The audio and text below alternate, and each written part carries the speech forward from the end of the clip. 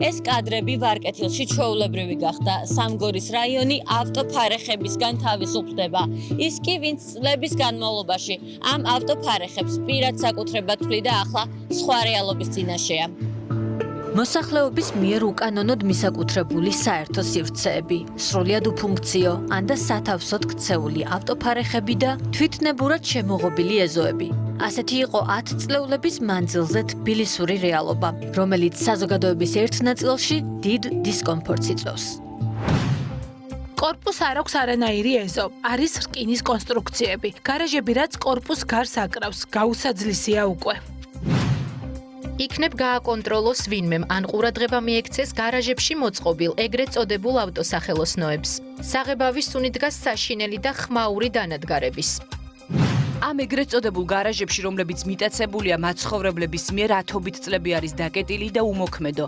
ხეები და ბალახებია ამოსული. აი ამას ქვია გაუმაძღრობა. არც თვითონ იყენებდე და არც სხვა საძლევდე საშუალებას მოაწესრიგონ ეზო.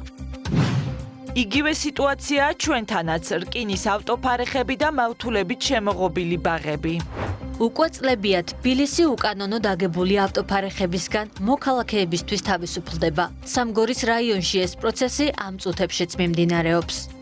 ჩვენ გასულ წელს დავიწყეთ გახოკიძის ქუჩის რეაბილიტაცია, მართლაც უპრეცედენტო, მიწისქვეშა კომუნიკაციების გამოცვლით და შესაბამისად გზის საფარის მოწყობით და ამავდროულად თბილისის მერიის გარემოს დაცვის სამსახურის ხელშეწყობით დავიწყეთ ამ ტერიტორიის კეთილმოწყობა და ახლობით 6 ჰექტარ ტერიტორიაზე მოეწყობა რეკრეაციული სივრცე, სულ ახალი, იქ სადაც არასდროს არ ყოფილა.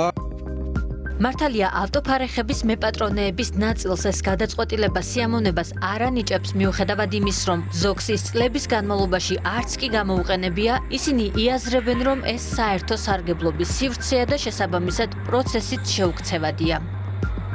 აქ ცხოვრობ თქვენ? კი.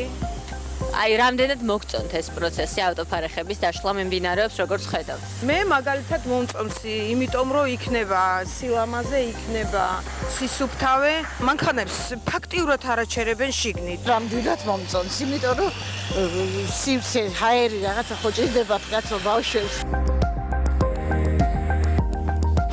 მადლობა მათ ყველას მოსახლეობას, რომელიც გაგებით მოეკიდა ამ პროცესს, თუმცა ვერ ვიტყვით, რომ ეს 100%-იანის თანხმობა არსებობს ამ შემთხვევაში. მაინც სამწუხაროდ არიან ადამიანები, რომელსაც უჭირთ ამ უსახურ ავტოფარეხებთან შელევა, მაგრამ ეს გარდაუვალი პროცესია.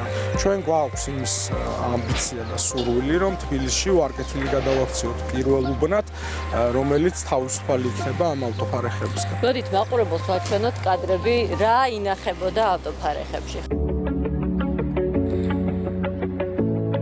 ამ უსარგებლო ნივთებს, რომლებიც ავტოფარეხებში ინახებოდა, ადგილობრივ მაცხოვრებლებთან შეთანხმებით, მუნიციპალიტეტის საკუთარი სახსრებით გაიტანს ტერიტორიიდან. მას შემდეგ კი, რაც ავტოფარეხების სრული დემონტაჟი მოხდება, მოეწყობა მიწისქვეშა კომუნიკაციები და უბანში კიდევ ერთი, ეფექტურად დაგეგმარებული საზოგადო სივრცე გაჩნდება. ეს ავტოფარეხები რომ დაინგრევა, მოხდება მათი დემონტაჟი. მის ადგილას გაჩნდება საპარკინგო სივრცე, სადაც კორპუსის მოსახლეობა შეძლებს, რომ ავტომობილი დააყენოს. პირველ რიგში ეს ავტოფარეხები ყველა ეზოში არის გარკვეულწილად ქაოტურად განთავსებული. უამრავი მეპატრონე ამ ავტოფარეხებს არადანიშნულებისამებრ იყენებდა, ანუ მანქანას მაინც გარეთ აჩერებდა.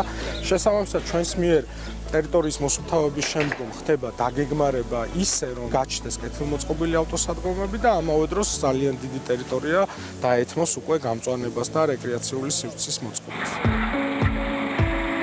რამდენად რეალურია ის, რომ ავტოფარეხი ვინმე საკუთრებაში იყოს და ამ შემთხვევაში რა ხდება? იმის გარდა, რომ შენ შეიძლება ფლობდე გარკვეულ ტერიტორიას, კანონით აუცილებელია, რომ კონდეს მასზე შენობა ნაგებობის განთავსების უფლება მოპოვებული არქიტექტურის სამსახურში და შესაბამის მერიის სამსახურებში. თავის დროზე გაიცემოდა ესეთი ნებართვები, იქ არის ჩანაწერი, რომ მუნიციპალიტეტის მოთხოვნისთანავე განხორციელდეს მისი დემონტაჟი. შესაბამისად, არანაირი კანონიერი საფუძველი აი ამ უსახური ნაგებობების არსებობას არ აქვს. და ყველამ უნდა გავიაზროთ, რომ ეზოები არის ჩვენი ყველა საჯარო სივრცე. იმაში დასარწმუნებლად, რომ ეს არა უბრალოდ სივრცის გათავისუფლება, არამედ მისი უკეთ გამოყენებაა, სამგორის მაჟორიტარს სწორედ იმ ტერიტორიებისკენ მიუყავართ, სადაც ცოტა ხნის წინ უკანონო ავტოფარეხების დემონტაჟი განხორციელდა. მათი დემონტაჟის შედეგად კონკრეტულად ამ ეზოში გაცილებით მეტი ადგილი გაჩნდა ავტომობილებისთვის, რომელიც ჩვენ კეთილმოვაწყვეთ განათებებით, გამწვანებით. ჩვენ ყოველთვის მაგას უსვამთ ხაზს, რომ მოსახლეობამ გაიაზროს ის, რომ ამ უსახური გარაჟების დემონტაჟის შემდგომ გაცილებით უფრო მეტი ავტოსადგომი, საპარკინგი ადგილი იქნება კონკრეტულ ეზოში.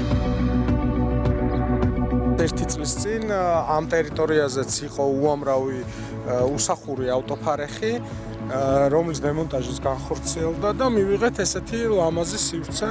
მე ესეთ ქალაქში ვისურვებდი ცხოვრებას. ვარკეთილში ცხოვრობდი? რა თქმა უნდა, სიამოვნებით. მე ვარკეთილში ცხოვრება პრივილეგია მგონია.